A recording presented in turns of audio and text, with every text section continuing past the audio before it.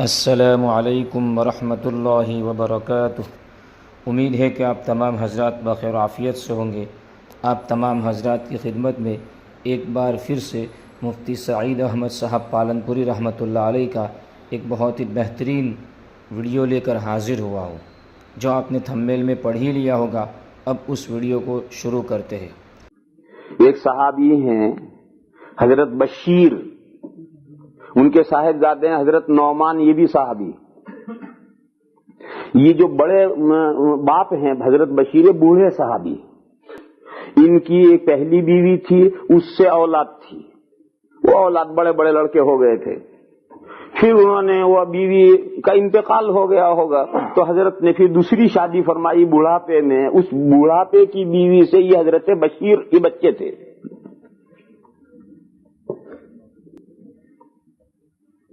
بیوی تھی جو بڑی سمجھدار تھی، اس نے یہ سوچا کہ یہ بڑے میاں تو معلوم نہیں کب چل دیں اللہ میاں کے یہاں، اور یہ بڑے میاں اگر چلے گئے تو ان کی پہلی بیوی کی جو اولاد ہے تو بڑی بڑی ہے اور وہ باپ کی سب چیزوں پر قبضہ کر لے گی، اور میرا بیٹا جو ہے وہ تو چھوٹا سا ہے، اسے تو کچھ ہاتھ پلے ہی نہیں پڑے گا۔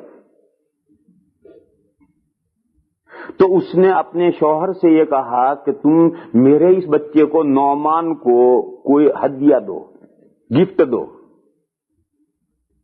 اور بڑھاپے کی بیوی، اس کا انفلوئنس بہت ہوتا ہے شوہر پر، اس کی بات ماننی پڑتی ہے شوہر کو، بڑھاپے کی بیوی کی بات ماننی پڑتی۔ تو اس نے کہا اور حضرت نے مان لیا، اور ان کے پاس میں ایک غلام تھا، اور کوئی بڑی جائیداد وائداد تو نہیں تھی، ایک غلام تھا۔ تو انہوں نے بیوی نے کہا کہ یہ غلام میرے اس بیٹے کو ہبہ کر دو، بخشش کر دو۔ تو انہوں نے بخشش کر دیا۔ پھر اس عورت نے یہ سوچا کہ یہ تو بخشش تو بہرحال ہو گیا، لیکن کل کو یہ بڑے میاں اللہ میاں کے چلے گئے تو اب اس بخشش کو کون مانے گا؟ وہ بڑی اولاد ہے تو مانے گی نہیں۔ تو اس نے اپنے شوہر سے کہا کہ جاؤ حضور کو اور جا کر اس بخشش پر گواہ بنا کر آؤ۔ وہ کتنی سمجھدار ہے، وہ جانتی ہے کہ اگر یہ بڑے میاں اللہ میاں کے چلے گئے اور بعد میں جھگڑے کھڑے ہوئے تو جھگڑا جائے گا تو قاضی کے یہاں، تو قاضی ہی معاملے میں گواہ ہوگا، تو کیونکہ جھگڑا تو حضور کے پاس ہی جائے گا اور حضور کو ہی گواہ بنا رہی۔ خیر، یہ بچے کو لے کر حضور کی خدمت میں حاضر ہوئے اور آ کر بیٹھے۔ بڑے میاں نے حضور سے کہا یا رسول اللہ، اس بچے کو آپ جانتے ہیں؟ تو حضور نے فرمایا ہاں جانتا ہوں، تمہارا لڑکا نعمان ہے؟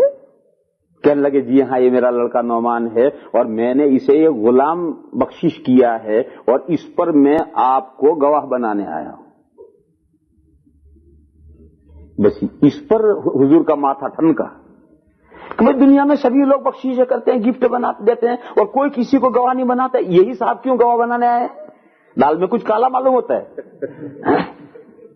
تو حضور نے ان سے پوچھا تمہاری اور بھی کوئی اولاد ہے؟ انہوں نے کہا کہ جی ہاں میرے اور بھی لڑکے ہیں پہلی بیوی سے۔ حضور نے فرمایا کہ تم نے اور اپنے سب اولاد کو اسی طرح سے ایک ایک غلام دیا ہے؟ نہیں۔ کہنے لگے نہ میں نے اور کو تو نہیں دیا، اسی کو دیا ہے۔ حضور نے فرمایا کہ اگر جب تم نے ایسا کیا ہے تو میں ظلم کا گواہ نہیں بنتا، لا اشہد علی جور، میں ظلم کا گواہ نہیں بنتا، جاؤ کسی اور کو گواہ بناؤ۔ دیکھو یہ بات بھی ظلم ہے، حضور نے فرمایا میں ظلم کا گواہ نہیں بنتا۔ تو آدمی اپنی اولاد میں کسی کو کچھ دے اور کسی کو محروم کر دے، کیوں؟ اس سے کچھ تعلق ہے یا اس کی ماں سے تعلق ہے، اس وجہ سے دے دے، یہ بھی ظلم کے تحت میں آتا۔ حضور نے فرمایا میں ظلم کا گواہ نہیں بنتا۔ چنانچہ علماء کرام نے یہ مسئلہ لکھا ہے کہ باپ کو اپنی ساری اولاد کو یکساں رکھنا چاہیے، اور جو کچھ اولاد کو دے انصاف کے ساتھ دے، کمی بیشی کر دے گا یہ ظلم ہو جائے گا۔ دیکھو یہاں مسئلہ بھی سمجھنا چاہیے۔ اولاد کو دینا برابری کی شکلیں الگ الگ ہیں۔ میں اپنی ہی مثال دوں، آپ کی مثال کیا دوں؟ مثلا میرے ہی 4-5 بچے ہیں مثال کے طور پر، ایک کی عمر 20 سال کی ہے، ایک 12 سال کا ہے، ایک 6 سال کا ہے، ایک 3 سال کا ہے، مثال کے طور پر۔ اب عید آئی، اب میں وہ 20 سال والے کو کرتا پاجامہ بنانے کے لیے 5 میٹر ہوگا تب اس کا سوٹ بنے گا، تو اب سب کو 5-5 میٹر دوں گا تو 2 سال والے کے تو 10 سوٹ بنیں گے. یہ انصاف نہیں ہوا. اور وہ 2 سال والا جو ہے اس کا 2 میٹر میں سوٹ بنے گا، وہ 2 میٹر اس 20 سال والے کو دوں تو 20 والے کا لنگی بنے گی. اس کا سوٹ نہیں بنے گا، اس کی لنگی بنے گی. لہذا انصاف کیا ہے؟ انصاف یہ ہے کہ 20 سال والے کا بھی جوڑا بنانا ہے، 12 سال والے کا بھی جوڑا بنانا ہے، 6 سال والے کا بھی جوڑا بنانا ہے، 2 سال والے کا بھی جوڑا بنانا ہے. یہ انصاف ہوا. اب یہ کہ اس کے جوڑے میں کتنا کپڑا خرچ ہوا، اس کے جوڑے میں کتنا ہوا، اس کے جوڑے میں کتنا ہوا، اس کے جوڑے میں کیا ہوا، یہ سب گز اور میٹر دے کر ناپنا نہیں. ہر ایک کے لیے عید آئی ہے، جوڑا بنایا میں نے، یہ انصاف ہوا. اور مثال لو، میرے 2 لڑکے ہیں اور دونوں کی عمر ایک کی 20 سال کی، ایک کی 18 سال کی ہے، مگر 18 سال جو ہے وہ تاڑ جتنا لمبا ہے اور وہ 20 سال کا ہے، وہ ٹنگنا ہے 3.5 فٹ کا ہے. اب میں عید کے دن جوڑا بناؤں گا تو اگر میں اس 3.5 فٹ والے کے اعتبار سے کپڑا لا کر دونوں کو برابر دوں گا تو لمبے والے کی تو لنگی بھی نہیں بنے گی، اور لمبے والے کے حساب سے لا کر دوں گا تو چھوٹے والے کے 2 جوڑے بن جائیں گے. یہ انصاف نہیں. جوڑا بنا، عید آئی ہے تو عید کا جوڑا بنانا ہے. یہ چھوٹے قد والے کو جتنا چاہیے یہ جوڑا ہے، اس کے والے کو وہ جوڑا ہے. یہ انصاف ہے.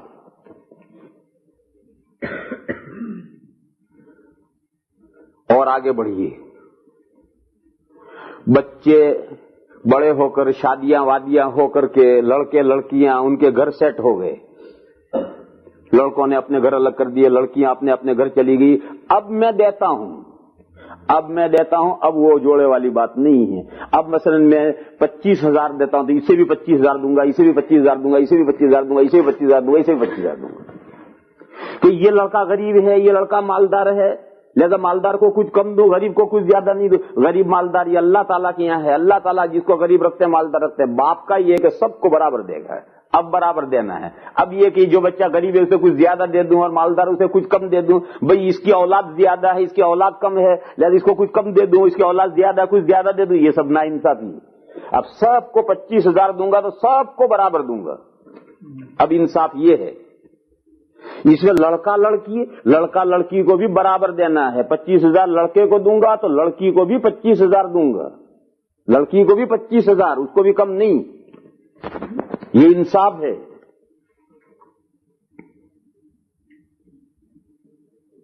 ایک شکل اور ہے.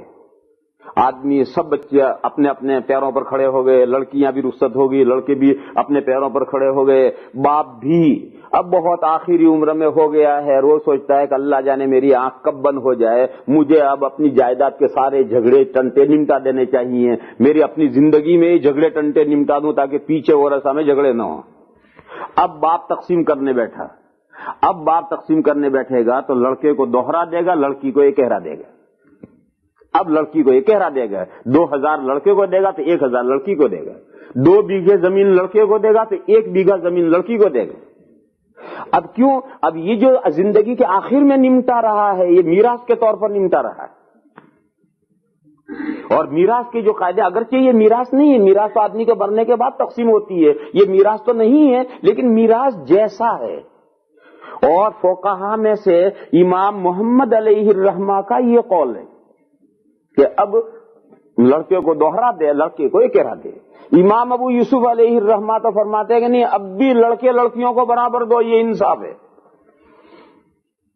لیکن ہم امام محمد علیہ الرحمہ کے قول کو لیتے ہیں، اس میں لوگوں کے لیے سہولت ہے کہ یہ زندگی کے آخر میں آدمی اپنا گجرات میں کہتے پرواروا بیٹھو ہے، یعنی ہم اپنے سب قصے نمٹانے بیٹھا ہے، تو اس وقت میں جو جائیداد اور مال اور جو کچھ بیچے گا وہ بانٹے گا اور تقسیم کرے گا، تو وہ میراث کے جو ضابطے ہیں اس ضابطے سے. بیوی ہے تو 8واں اسے دے گا. لوگ یہاں غلطی کرتے ہیں کہ لڑکے لڑکیوں کو دے دیا اور بیوی کا تو نام ہی نہیں. وہ بیوی پیچھے کیا کرے گی؟ اس کا 8واں حصہ اسے ملے گا. 8واں اسے دو، لڑکوں کو لڑکوں کا حصہ دو، لڑکیوں کو لڑکیوں کا حصہ دو.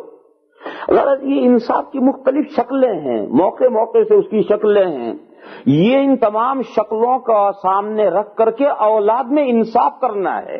انصاف کرو گے तमाम औलाद बाप के साथ यकसा सलूक करेगी। बाप नाइंसाफी करेगा